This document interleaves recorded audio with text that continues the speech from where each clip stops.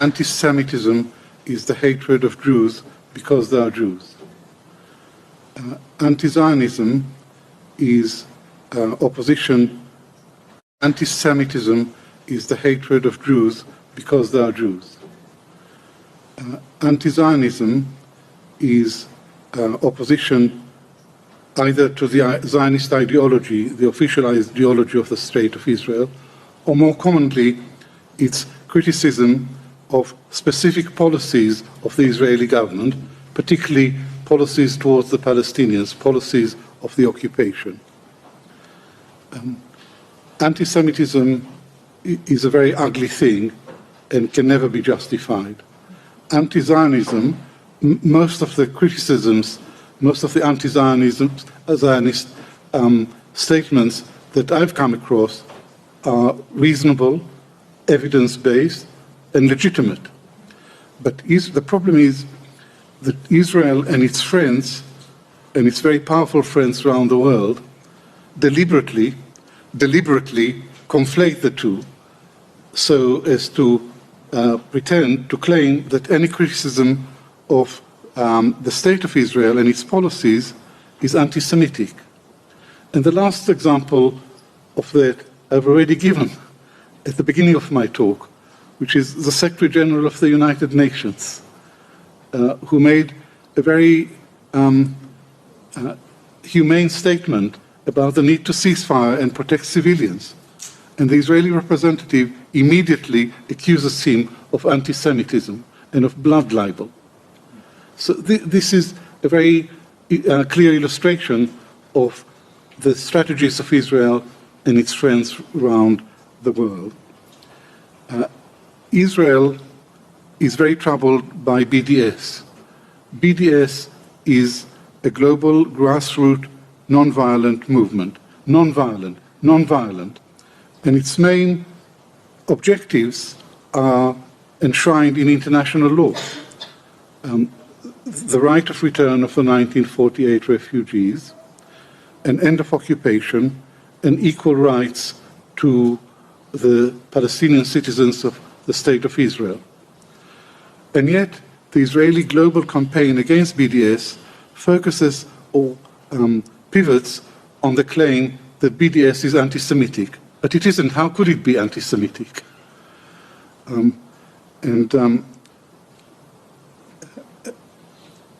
This campaign to demonize, this campaign to silence critics of Israel has been very successful in Germany, where it's illegal, it's an offense to support BDS, and it's been extremely successful in this country, and the British government has adopted the IHRA definition, which is a non-definition. It's completely vacuous.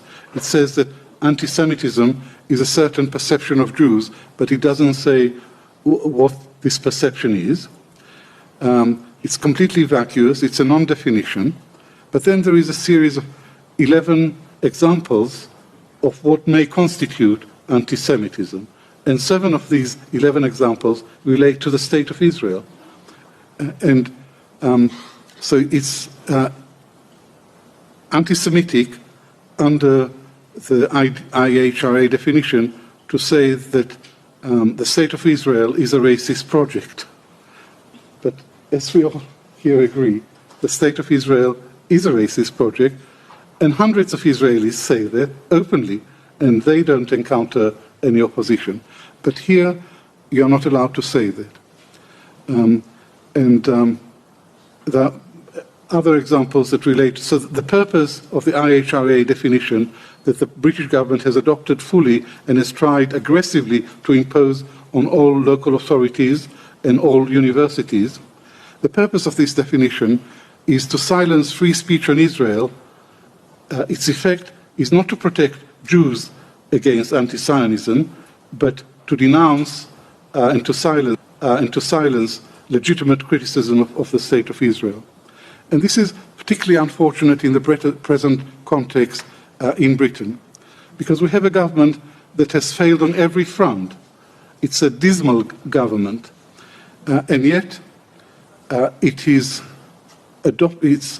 exploiting the current situation in Gaza in order to clamp down on pro-Palestinian protest, legitimate pro-Palestinian protest.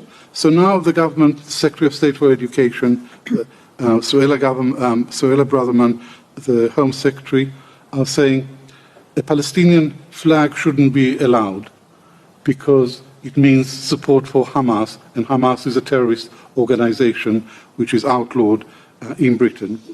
There is a Palestinian woman in Oxford who put up the Palestinian flag in her window.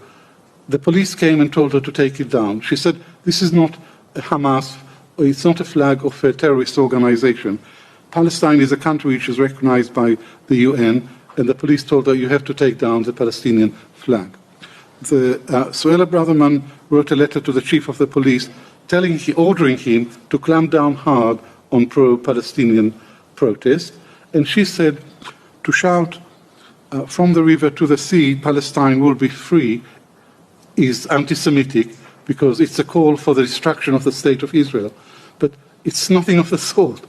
It's a call for freedom from the river to the sea for everybody.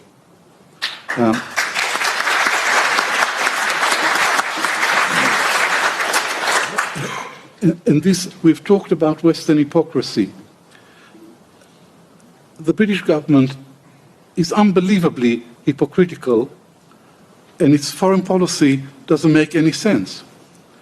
Its foreign policy says, we support a two-state solution, but Israel has killed the two-state solution.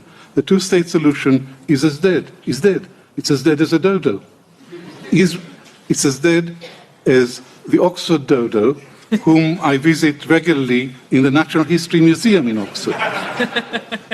Israel killed the two-state solution with settlements and with the wall.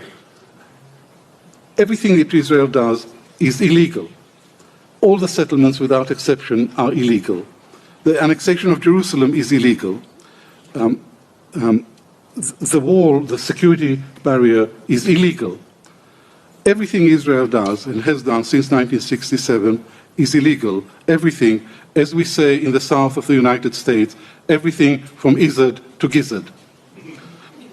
And this government is so extreme in its one-sided position and its total indifference to Palestinian rights, its indifference to Islamophobia, and in exploiting the conflict in Palestine in order to make political capital out of it at home. And there is an official document, roadmap, I think it's called Roadmap. UK-Israel Bilateral Relations 2030? 2030, yeah. UK-Israel relations. Yeah. And it's a trade agreement, and it's about security cooperation in a large number of areas. But it has three items which are extraordinary for a trade agreement. It says the United Kingdom government would opposes the referral of Palestine to the International Criminal Court. What business has Britain got to oppose the referral of this issue to the ICC? Secondly, the UK government will continue to oppose BDS. Again, it has no business opposing a non-violent civilian movement. And thirdly, it says the UK government will oppose a focus on Israel if the United Nations, but it's not the United Nations that picked on Israel and has a focus on Israel. It's Israel by its actions that is drawing attention to it. So the foreign policy of this government doesn't make any sense because it supports a two-state solution that doesn't exist and is impossible. It's just a convenient phrase. And it says that the two parties should negotiate directly and sort out their own problems. This is absurd. The asymmetry of power between Israel and the Palestinians is such that they could never willingly resolve their own problems.